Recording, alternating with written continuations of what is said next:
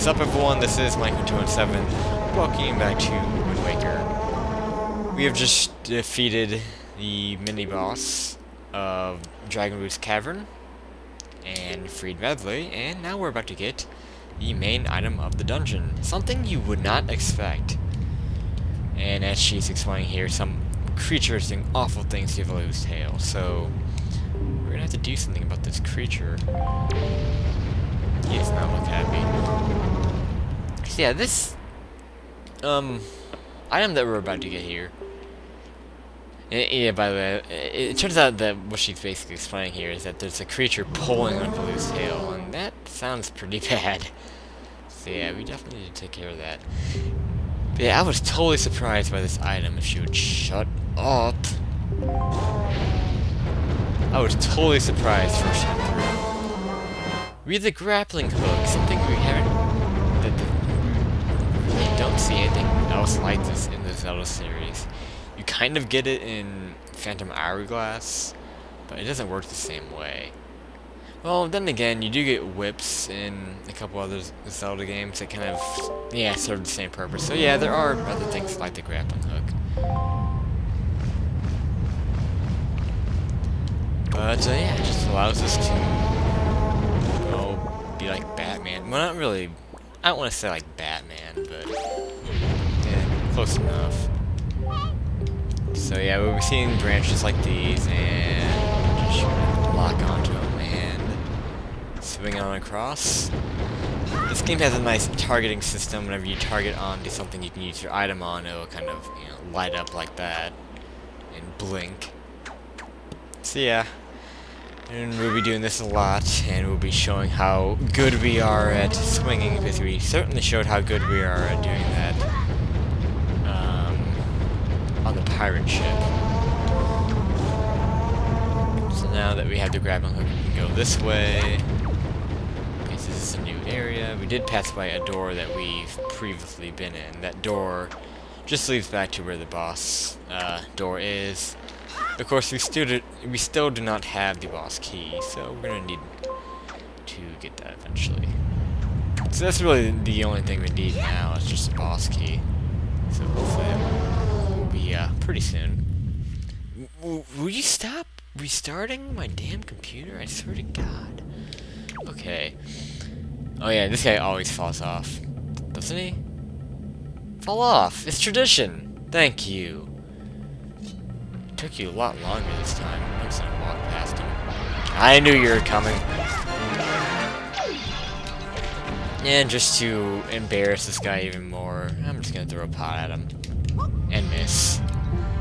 Who's the fool now? Who's the fool now? Oh, fine, I'll use my proper weapon. Actually, you know what? I'm gonna show off something else. You can use the Grappling Hook against enemies to steal items from them. And what you'll always steal is their well, the first time you use it on them, you'll take their key item, like there from him. I took a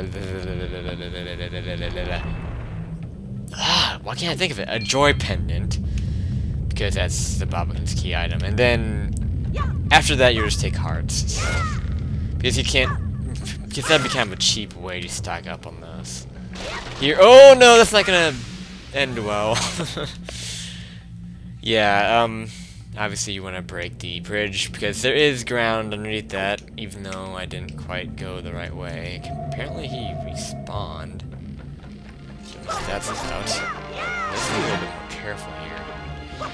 The better way to do that is, you know what? Let's just do the better way. Let's not do it the cool way. Let's just do it the better way. This guy's gonna keep respawning too. Shut up, King. That's the good thing about the King. That's another good thing about the King of Red Lion, is that he'll shut up if you just walk away. Whereas Navi would just not shut up. Apparently the pots don't kill these guys. In fact, I'm not even sure if the pots do damage against them. But yeah, the proper way to do it is you take a Deku stick and light it up and burn the strings down. But actually, I don't think you can get a Deku stick. We can probably get one from the Moblins. But let's just be careful now. I don't know why I'm having so much trouble on this. Yeah, the best thing to do is just do spin attacks. I think breaking down 2 is enough. Yeah. And then just be careful. I think this should just be a joy pendant. Yep. So we're stocking up pretty good on those. Those will be used for a side quest later in the game that I don't think is necessary from my end, just because it's not going to be interesting. So I'm probably not going to do that side quest. Let's keep going. And the rest of this dungeon is actually kind of boring. Here we have this platform that's underneath this spring of lava. I don't even know what you would call it. Oh! That was supposed to happen. I don't know why I didn't cut all 3 there. It's supposed to do a spin attack in the middle of that to cut all 3.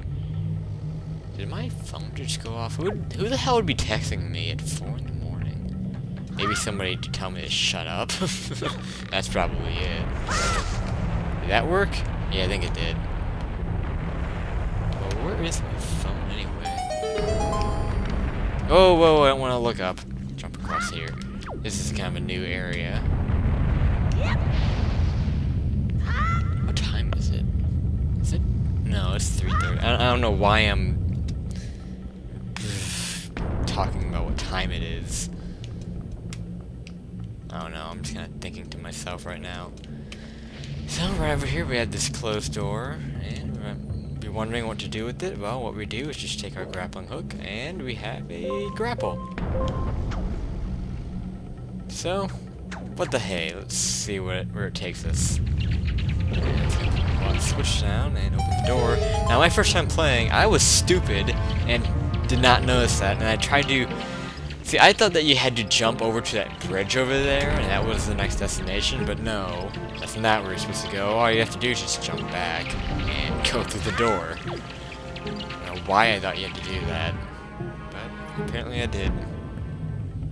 But yeah, I just kept trying to make that jump, and then I kept falling in the lava like a dumbass. Okay, and then as you know, we can switch directions. You can also climb up these and go to the top of the grapple. You can't actually stand on top of these. I'm not going to demonstrate it because that would be a waste of time. The thing you want to keep in mind is that the higher up you are, the smaller your swing area covering will be, whatever you would say. Basically, the lower you are on the rope, the farther you can swing. But that's just, I don't know, common sense, I guess. So yeah, the rest of this dungeon is pretty boring. It's just kind of navigating and swinging across stuff. You don't really do any more puzzles. Oh, this is kind of a puzzle here, I guess. Because here we actually have the boss key in a chest, like always. Surrounded by fire, and we have a switch over here. The switch will not stay down on its own. Kind of an unfortunate thing about this game is that they don't seem to really differentiate the switches that stay down on their own and that you need to put something on to hold them down. Right there we can actually use those enemies. You know, whenever they're in their ball form, we can use them to hold on the switches. But yeah, like in Ocarina of Time, for example, the blue switches are the switches that you need to place something on to hold them down, whereas like the tan switches, once you step on them, they stay down. So yeah, I don't know why they didn't do that in this game, but whatever, no big deal. So yeah, now we can just head back to the boss tour. Technically, we could just like save and quit and go back to the beginning of the dungeon, and then just go through the warp pod, and that would be a better shortcut. But I mean, if you want to, I guess that would be my tip for you if you don't feel like backtracking. But since I could potentially die along the way or do something stupid, I'm gonna keep going. I'm not gonna cheat. I think I did that a few times in Minish Cap and felt really bad about it. I exploited the whole spawn at the beginning of the dungeon thing whenever you start a new playing session. You know, when I was doing my Minish Cap LP, but I'm gonna try not to do that in this one, because I want to take on the full dangers of the dungeon, even though there really isn't that much dangers left. By the way, something to note is your shield is not... How do I go? Oh, this way. It's not made out of wood, so if you get burnt by those fire keys, you won't lose your shield, so you don't have to worry about that. That's something that they're nice about in this game. Even though there aren't that many things that will light you on fire, this is really the only major fire area in the game. There's one more later on, that's really it. Actually, there's a couple more. I'd be quick here in figuring out where to go, otherwise that platform would lower down. But yeah, this is mainly just backtracking. I wonder what you get from the keys if you use a grappling hook on them. I always wonder. If you can actually do it. Fuck it. I don't have time for experimentation. Okay. So, of course, as you can see, we have a geyser. Is that the right word? A geyser of lava. Let's try to do this quickly. Stupid. Not stupid. Awesome. Epic. Cool. Let's go up. Okay. Where do I want to go now? Through the door. That's the only way we can go. We're just backtracking now, so. But yeah, we're almost there. I think this dungeon went rather well. There's been actually, to tell the truth, I mean, for a first dungeon, it was kind of sloppy. I found the lava a lot. This can actually be kind of nerve-wracking to make some of these jumps back up. Sometimes you feel like you need to align yourself. But yeah, I mean, I don't know why I'm trying to evaluate my performance in the first dungeon. I mean, it's the first dungeon. Of course it's going to be easy. It's not going to be a problem. But oh well. At least I knew where everything was.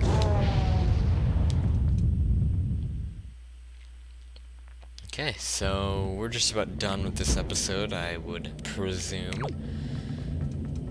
So, I'm just gonna go across here and take care of the little things over here. Actually, we really don't even have to do anything. What I'm just gonna do is break this pot. And pause the game. Save and quit. And I will see you next time on Let's Play The Legend of Zelda: The Wind Waker, where we take on the first boss of the game. So, this is Mike1217, signing out.